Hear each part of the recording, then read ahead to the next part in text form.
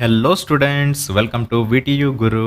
ಈ ವಿಡಿಯೋದಲ್ಲಿ V T you ಕಡೆಯಿಂದ ಒಂದು ನೋಟಿಫಿಕೇಶನ್ ಬಂದಿದೆ ಸಮ್ಮರ್ ಸೆಮಿಸ್ಟರ್ ಅಕಾಡೆಮಿಕ್ ಕ್ಯಾಲೆಂಡರ್ ಬಗ್ಗೆ. ಇದ್ರ ಬಗ್ಗೆ ನಾನು ಕಂಪ್ಲೀಟ್ ಇನ್ಫಾರ್ಮೇಷನ್ ಪ್ರೊವೈಡ್ ಮಾಡ್ತೀನಿ. ಸೊ ವಿಡಿಯೋನ ಕಂಪ್ಲೀಟ್ ಆಗಿ ವಾಚ್ ಮಾಡಿ. ಮೊದಲಿಗೆ ಸಮ್ಮರ್ ಸೆಮಿಸ್ಟರ್ ಸ್ಟಾರ್ಟ್ ಡೇಟ್ ನೋಡೋಣ. ಓಕೆ, 27 ಜುಲೈಗೆ ಸ್ಟಾರ್ಟ್ ಆಗುತ್ತೆ. ಸೊ ಕ್ಲಾಸಸ್ ಕೂಡ ಸೇಮ್ ಡೇಟ್ಗೆ ಸ್ಟಾರ್ಟ್ ಆಗೋದು. ರಿಜಿಸ್ಟ್ರೇಷನ್ ಬಂದ್ಬಿಟ್ಟು ಲಾಸ್ಟ್ ಡೇಟು 31 ಜುಲೈಗೆ ಲಾಸ್ಟ್ ಡೇಟ್ ಇದೆ. ಓಕೆ, ಸೊ ಆದಷ್ಟು ಬೇಗನೆ ನೀವು ರಿಜಿಸ್ಟ್ರೇಷನ್ ಮಾಡ್ಕೋಬೇಕಾಗುತ್ತೆ. ಒಂದು ವೇಳೆ ರಿಜಿಸ್ಟ್ರೇಷನ್ ಮಿಸ್ ಆದ್ರೆ ಅನ್ಕೊಳ್ಳಿ, ಸಮ್ಮರ್ ಸೆಮಿಸ್ಟರ್ಗೆ ಅಟೆಂಡ್ ಆಗೋ ಚಾನ್ಸೇ ಇರಲ್ಲ. ಸೊ ಅದನ್ನು ಕೂಡ ಮಿಸ್ ಆಗಿಬಿಡ್ತಾರೆ. ಸೊ ಆದಷ್ಟು ಬೇಗನೆ ರಿಜಿಸ್ಟ್ರೇಷನ್ನ ಮಾಡ್ಕೋಬೇಕಾಗುತ್ತೆ. ಲಾಸ್ಟ್ ವರ್ಕಿಂಗ್ ಡೇ ಬಂದ್ಬಿಟ್ಟು ಸೆಪ್ಟೆಂಬರ್ 7ಗೆ ಲಾಸ್ಟ್ ವರ್ಕಿಂಗ್ ಡೇ ಇದೆ. ಅದಾದ್ಮೇಲೆ ನಿಮಗೆ ಎಕ್ಸಾಮಿನೇಷನ್ ಕಂಡಕ್ಟ್ ಮಾಡ್ತಾರೆ, ಅಂದರೆ ಸ್ಟಾರ್ಟ್ ಆಗುತ್ತೆ. ಥಿಯರಿ ಮತ್ತು ಪ್ರಾಕ್ಟಿಕಲ್ ಎಕ್ಸಾಮಿನೇಷನು 8th ಸೆಪ್ಟೆಂಬರಿಂದ ಸ್ಟಾರ್ಟ್ ಆಗುತ್ತೆ. ಸೊ ಟೈಮ್ ಟೇಬಲ್ ಇನ್ನೂ ರಿಲೀಸ್ ಮಾಡಿಲ್ಲ. ಸೊ ಆದಷ್ಟು ಬೇಗನೆ ರಿಲೀಸ್ ಮಾಡ್ತಾರೆ. ನಾನು ವಾಟ್ಸಪ್ ಚಾನಲಲ್ಲಿ ಅಪ್ಡೇಟ್ ಮಾಡ್ತಾ ಇರ್ತೀನಿ ಫಾಸ್ಟೆಸ್ಟ್ ಆಗಿ.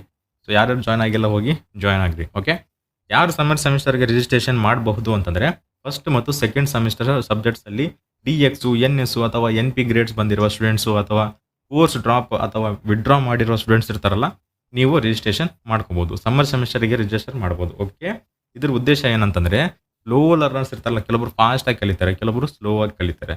ಅಂಥವ್ರು ಕಂಪ್ಲೀಟ್ ಮಾಡ್ಕೊಳ್ಳಿ, ಸಬ್ಜೆಕ್ಟ್ಸ್ನ ಕ್ಲಿಯರ್ ಮಾಡ್ಕೊಳ್ಳಿ ಅಂದ್ಬಿಟ್ಟು ವಿ ಟಿ ಅವರು ಮೆನ್ಷನ್ ಮಾಡಿದ್ದಾರೆ ಕ್ಲಿಯರ್ ಆಗಿ. ಮ್ಯಾಕ್ಸಿಮಮ್ ಕ್ರೆಡಿಟ್ಸ್ ಎಷ್ಟು ಗೊತ್ತಾ? 14 ಕ್ರೆಡಿಟ್ಸ್ ಇದಾವೆ ಮ್ಯಾಕ್ಸಿಮಮ್. ಮ್ಯಾಂಡೇಟರಿ ನಾನ್ ಕ್ರೆಡಿಟ್ ಕೋರ್ಸಸ್ಗೆ ಈ 14 ಕ್ರೆಡಿಟ್ಸ್ ಕ್ಯಾಲ್ಕುಲೇಷನ್ಗೆ ಸೇರಲ್ಲ. ಓಕೆ, ಇಂಪಾರ್ಟೆಂಟ್ ಇನ್ಸ್ಟ್ರಕ್ಷನ್ ಏನಂತಂದರೆ, ಸಮ್ಮರ್ ಸೆಮಿಸ್ಟರ್ಗೆ ರಿಜಿಸ್ಟರ್ ಮಾಡಿದ ಸ್ಟೂಡೆಂಟ್ಸು ಕಂಪಲ್ಸರಿ ಕ್ಲಾಸಸ್ ಅಟೆಂಡ್ ಮಾಡಲೇಬೇಕು. ನೀವು ನಾನು ಕ್ಲಾಸಸ್ ಕುಂದ್ರಲ್ಲ, ಅಟೆಂಡೆನ್ಸ್ ಹಾಕಲ್ಲ ಅಂತಂದರೆ ಸಮ್ಮರ್ ಸೆಮಿಸ್ಟರ್ಗೆ ನೀವು ಎಲಿಜಿಬಲ್ ಇರಲ್ಲ. ಸೊ ಕ್ಲಾಸಸ್ ಅಟೆಂಡ್ ಆಗಬೇಕು, ಮತ್ತು CIE ಕಂಪಲ್ಸರಿ ನೀವು ಬರೀಲೇಬೇಕು. ಓಕೆ, ಸೊ ಎಲ್ಲನೂ ಮ್ಯಾಂಡೇಟರಿ ಇರುತ್ತೆ. ಆಮೇಲೆ F ಗ್ರೇಡ್ ಅಥವಾ AB ಗ್ರೇಡ್ ಸ್ಟೂಡೆಂಟ್ಸ್ಗೆ ಒಂದು ಗುಡ್ ನ್ಯೂಸ್ ಇದೆ. F ಅಥವಾ AB ಗ್ರೇಡ್ ಇರುವ ಸ್ಟೂಡೆಂಟ್ಸ್ಗೆ ಸಮ್ಮರ್ ಸೆಮಿಸ್ಟರ್ ರಿಜಿಸ್ಟರ್ ಮಾಡುವಂಥ ಅವಕಾಶ ಕೂಡ ಇದೆ.